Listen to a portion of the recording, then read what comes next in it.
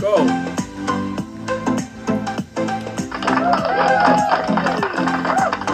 Alam mo, sabi nga ni Direk Rory Quintos at saka ni na FMG during the time na ongoing yung magpasikat ka or magpasikat sa It's Showtime. Ito po yung nagkakaroon ng pagtatanghal ang lahat ng mga ang lahat ng host at involved sa programang It's Showtime, lalo pat katatapos lang ng kanilang 15th anniversary. May mga bagong mukha, may mga bagong pangalan na sa tingin daw po nila ay magkakaroon ng malaking puwang sa industriya kung sakasakaling maaalagaan ang kanilang mga career, ang kanilang exposure, mabibigyan sila ng tamang mga projects, mga roles sa TV or movies, etc. etc.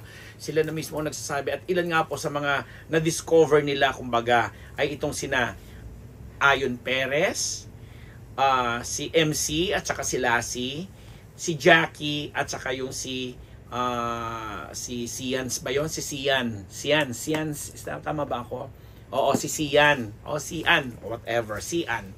Okay, plus of course yung mga regular na doon na sa tingin nila magpapatuloy pa ng kanilang husay at kasikatan sa industriya, lalo na si of course Vice Ganda na siyang Timon, ang Vong Enjong, si Karil, Chang Ami, Darren Espanto, and Kim Chu. Yeah, of course, si Ogie Alcacid. Di ba? Ann Curtis, of course. Given na yan si Ann Curtis. Pero sinasabi ko ito yung mga bagong na-discover nila. Di ba? Kasi nga doon sa naging performance na kung saan puring-puri ni Direk Rory Quintos itong si Ayon Perez na sabi niya, may karga ang mga mata, nakikita niya may hugot, malalim ang personalidad, minus nga siguro yung medyo may accent siya sa kanyang may thick ang kanyang Ilocano accent ba dahil taga Tarlac nga siya, and pero yung expression ng mukha niya, yung kanyang emosyon kung paano siyang makipag-interact sa kanyang mga ka-eksena. Sabi ni Direk Rory Quintos, if ever man, ang ganda nung sinabi niya kasi for quite a time, siguro mga 4 or 5 years nang in a hibernation kumbaga, since mag-pandemic nga po at nawala ng prangkisa itong ABS-CBN, namundok talaga, literal na nagpunta itong si Direk Rory Quintos sa isang part ng doon sa may unahan ng Mountain Province na nagtanim-tanim na lang siya, inilayo niya sarili niya. Kasi ako, ilang beses ko pong personal ako mismo ang nag-try na kontakin siya sa pamamagitan ng mga top executives na kaibigan po natin dyan sa ABS-CBN, particular sina kapatid na Roxy Liquigan, sina Miko Del Rosario, at marami pang iba, si Ma'am Cory Vidanes. Kasi nga po, ito po yung mga panahon na nag-oorganisa po kami ng mga talkback, screening ng anak, isa sa masasabi natin na pinaka-relevant at pinaka-magandang pelikula na dinirect ni Direk Rory Quintos, starring Vilma Santos of course, Claudine Barreto, at sinulat nga ito ni tugang kapatid na Ricky Lee. So, nung mga time na ang dami naming inoorganisa sa iba't ibang eskwelahan, sa UST, Lyceum, sa yung mga binibigay ng CCP, etc. Ang laki po talaga ng proyekto nito. Ilang beses na naming tinangka na hanapin itong si Direk Rory Quintos, pero talagang talaga siya, parang ayaw muna niya makipag sa out of this world kumbaga. Ayaw muna niya makipag ugnay kasi nga siguro mga pinagdaanan in the past dahil sa association sa ABS-CBN. So nagulat na lang din ako o kami na napanood natin siya sa katatapos lang ng 15th anniversary ng It's Showtime kasi kumbaga nag-retire na siya and nakakagulat na ito siya, bumalik siya kasama sina FMG, sina Gabby Garcia, Donnie Pangilinan, Alice Dixon, na nagsilbing mga horado, and sa bibig mismo niya nang galing na isa nga si Ayon Perez sa mga nakitaan niya ng malaking potential, and if ever nga daw nababalik siya sa paggawa ng movie or project sa TV, kukunin daw niya itong si Ayon Perez kasi sabi nga niya maraming karga. O, di ba? Ang taray na syempre naman ikina-proud ni Mehmed Vice Ganda kasi bilang partner nga naman siya syempre proud kasi for the longest time nga naman laging na-associate, kung walang Vice Ganda walang Ayon, di ba? So sa ganito mga naririnig niyang papuri sa kanyang partner, magiging proud ka lang naman din talaga, lalo pa pinakikita rin naman ni Ayon na deserving siya. Pero dagdag ko na lang din, Ayon Perez, na may na balitaan tayo na after niyang mag-file ng kanyang COC para sa isang posisyon o sa pagka konsehal yata sa Tarlac, biglang may sinasabing nakakuha sila ng sign mula kay God na mas ibang bagay daw siya dadalhin or what. Kaya parang ang plano yata or ang balita yata is magba-back out na siya or hindi na siya tatakbo sa pagka politiko sa Tarlac. So yon. Ang sunod na pangalan na binanggit ng mga hurado, may segue ko lang, nakakatawa din itong si Alice Dixon, kasi nung pinupuri-puri nga ito ni Direk Rory Quintos itong si Ayon, sinabi niya, ang gwapo mo pala. Nakakatawa. Tapos naaliw ako kay Vice, so sinabi niya, kahit hindi na siya manalo, kahit hindi na manalo, Miss Alice, sinasabi ko sa iyo, eto na ako, gwardyado na yan, kandado na yan. May nag-aari na dyan. Na ina-appreciate ni Miss Alice Dixon. Dahil luka-luka rin minsan itong si Alice Pero yung pati yung si Teddy at si Jugs na mga matagal na mga musikero, mga nagigitara, mga member ng kanilang respective band. Sabi niya, ngayon ko lang nalaman na marunong pala kayong tumugtog ng gitara.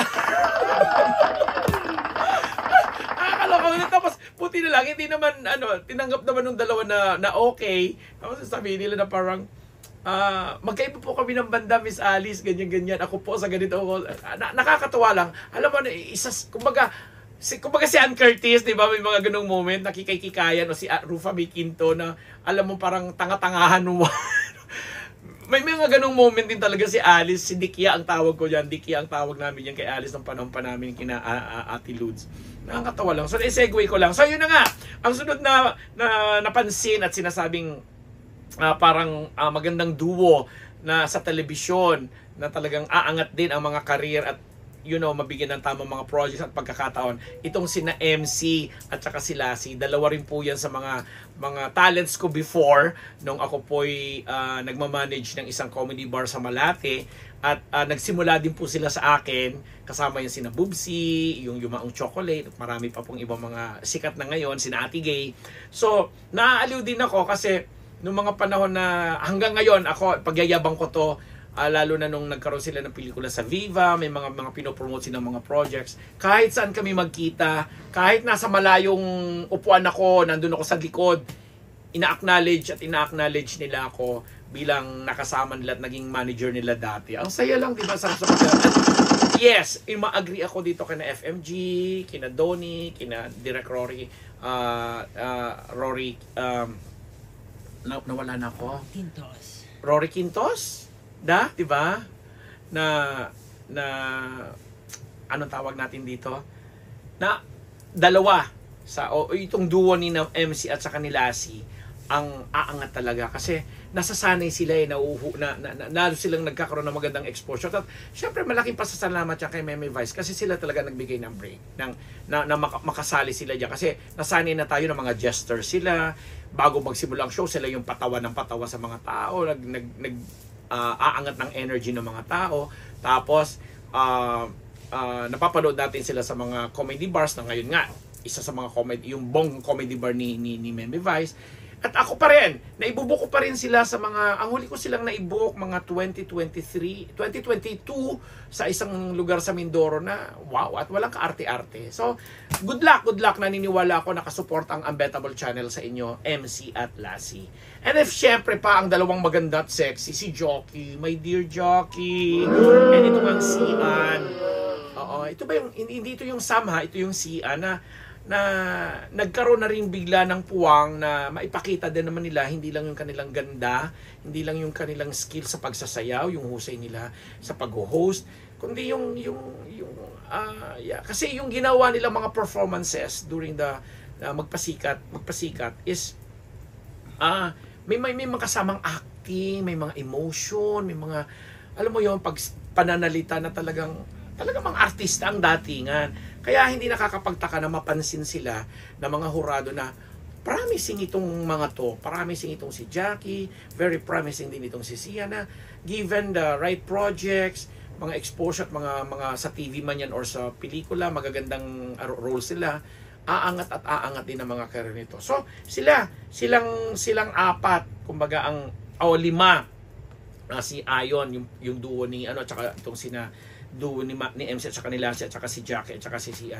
ang talagang kumbaga napaangat doon sa magpasikat, at hopefully sa mga susunod na panahon ay makikita natin. And of course, bigyan na rin natin ng kredito o yun ang binanggit ko kanina, especially nga itong si Kim Chiu, na talaga namang sabi ko nga doon sa nauna kong podcast, pinatunayan talaga ni Kim Chiu no matter what, kahit nagkakanda bali-bali na ang mga buto niya, sa kapayatan niyang yan, ay sinika pa rin niyang maipakita ang husay niya sa pagsasayaw, pag-interpret.